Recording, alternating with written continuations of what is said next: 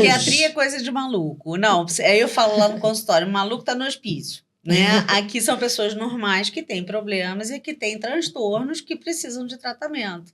Né? Se você já chegar no hospício, você está num alto grau de loucura. Loucos todos somos, que nem a gente brinca. Técnico de futebol todos somos. Mas a doença mental, ela tem que sair dessa categoria de maluquice.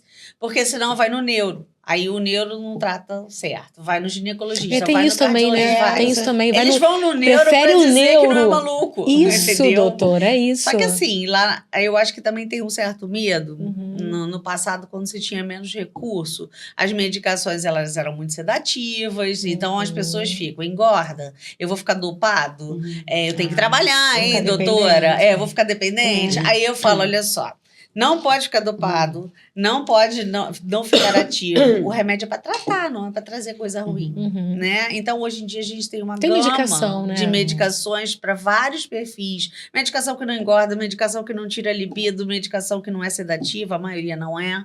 Tá? Medicação que a gente não passa justamente porque as pessoas fazem abuso, aí já entra no caso do Zolpidem, já entra em outras coisas que as pessoas têm livre acesso, infelizmente, nas farmácias. Né? Antes de vocês fazerem as perguntas, posso fazer só uma pergunta à parte? Porque você tocou no assunto entre o neurologista e o psiquiatra. E eu sou mãe de autista e eu queria te fazer essa pergunta. Todas as vezes que você pega uma criança mesmo e começa a levar no pediatra e diz que ela é diferente, está percebendo coisas diferentes, ele sempre encaminha para o neurologista. Então, a gente fica lá no neurologista a vida quase que toda. Eu, como sou educadora, eu percebi que quando a Carol entrou na adolescência, eu falei, não, o psiquiatra é aquele que trabalha muito mais o comportamento do que o neurologista. Eu troquei, fui eu que troquei. Não foi o médico que mandou. Você tá entendendo? Eu não consigo entender por que eles fazem isso. Tem vários viés, né? Um é que quando você fala para ir no psiquiatra, eles têm medo de indicar a psiquiatra para dizer, indicou meu filho não é maluco. Então, é o estigma. 2, é que o neurologista é a primeira passagem. Então, em termos, o neurologista deveria dizer que não é aqui, porque o neurologista trata de doença neurológica, ela é diferente. Então, vamos lá, neurologista trata de Parkinson, neurologista trata de demência, de coreia, de esclerose múltipla, são doenças neurológicas.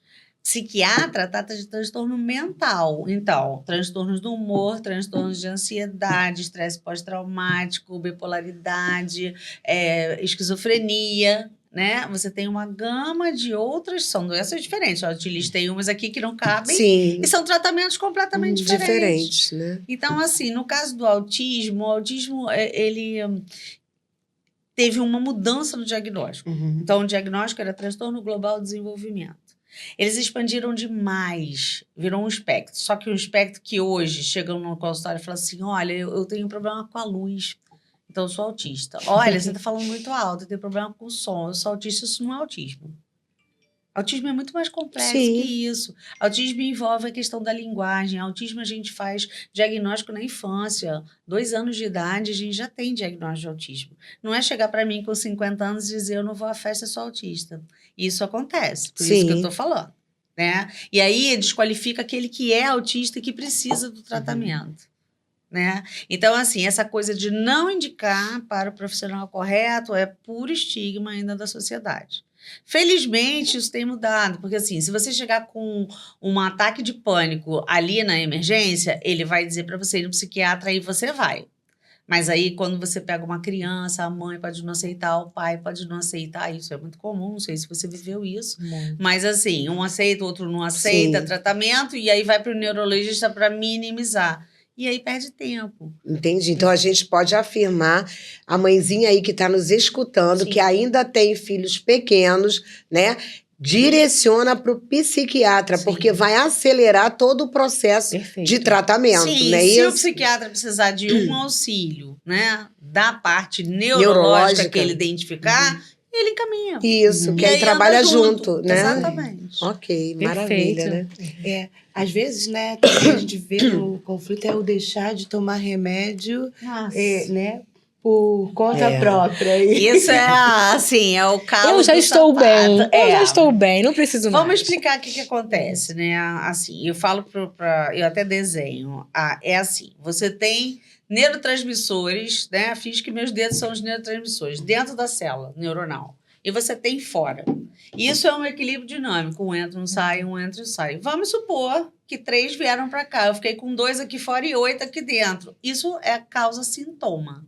Qual? De qualquer transtorno. O que a medicação psiquiátrica é? Ela é diferente, por exemplo, do Puran que eu tomo para tireoide. O Puran que eu tomo para tireoide, no comprimido, é o hormônio sintetizado no comprimido. Agora, na doença psiquiátrica, o meu antidepressivo, ele olha essa bagunça e fala, vou lá botar esse equilíbrio de novo. Por isso é complexo e a gente diz que leva 3 semanas, porque leva 3 semanas para ter um chegar, ajuste. né? Uhum. Então começa assim, vamos produzir mais receptores. Aí produz mais receptores, é a hora do efeito colateral, se tiver algum. Aí ele produziu 100. Aí ele fala, não, mas eu só preciso de 80. Vamos destruir 20. E tal, o processo. Quando ele chegar realmente na onde ele tem que fazer o equilíbrio, ele começa a botar os dedinhos meus lá para fora para ficar de novo em equilíbrio. O cérebro precisa entender que eu trabalho em equilíbrio. Então, isso tem que ser, no primeiro episódio, classicamente falando, duraria 6 meses, sem sintoma, para depois a gente tentar tirar a medicação. Agora, só se tira a medicação no Brasil, tá? Por quê? Porque a gente paga. Nos sistemas lá fora, Estados Unidos, Europa, é o sistema de saúde público que dá a medicação. Então, ele não tira a medicação. Por quê? Porque ele sabe que a doença é recorrente. E cada recaída que eu tenho fica mais grave a doença e eu vou gastar mais remédio. Então, por inteligência, eles não vão gastar mais, você fica com a medicação. Mas não são para todas as pessoas. Por exemplo, vamos supor que a Eliane vá no meu consultório e ela teve o primeiro episódio depressivo e eu tratei dela 6 meses e ela está ótima. E ela faz as outras coisas, faz atividade física, tem tudo aquilo que eu falei. Doutora, posso deixar de tomar remédio? Vamos tentar. Né? Aí a gente faz o desmame do remédio, faz uma alta sob supervisão, ou seja, mesmo não tomando remédio, eu peço para voltar no consultório para eu identificar se realmente ela está bem ou está recaindo e não está percebendo, e aí depois dou alta para ela. Se recair lá na frente, ela vai voltar. Mas vamos supor que não, foi uma coisa que ela ficou bem, ela é jovem e tal. Mas vamos supor que eu pego uma outra pessoa mais velha que vem fazendo isso que você falou. Fica bem, tira o remédio. Vai, volta e vem. Isso é muito comum. Muito comum. E aí tem uma hora que aquele remédio já não dá mais conta. Aí eu tenho que associar outro remédio. Aí fica mais caro. Né? Ou eu tenho que botar a dose mais alta, porque aquilo não consegue se equilibrar de volta. Vai ter uma hora que não vai equilibrar. Então, assim, depois da 3ª vez que recai, é pro resto da vida, igual hipertensão arterial, diabetes, mesma coisa. E as pessoas precisam receber essa explicação para elas entenderem por que tem que tomar o remédio.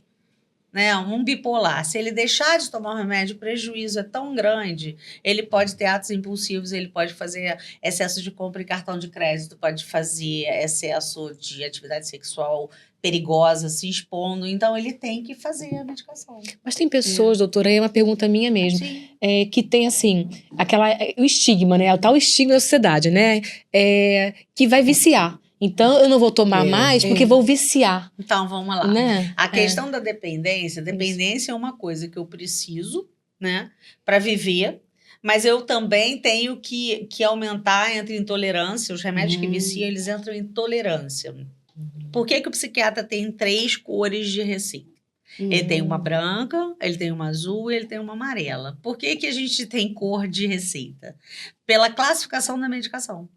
Todos os antidepressivos, eles são numa receita branca controlada, uma que tem linhazinha, tá? Que fica presa na farmácia. Essa daqui, os antidepressivos não causam dependência. Então, tudo que sair nessa branquinha não causa dependência. Tudo que sair na azulzinha causa dependência. O que são? Os abusos. Frontal, alprazolam, diazepam, clonazepam. Eles são ruins? Não. Eles têm a sua aplicabilidade, mas não são para uso contínuo.